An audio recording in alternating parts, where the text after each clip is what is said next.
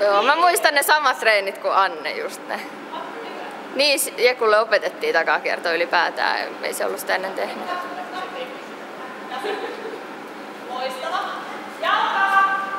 Mun piti muuten Anne siitä Nastakapin videosta poistaa teidän juonto siitä ennen kuin mä laitoin sen sinne blogiin.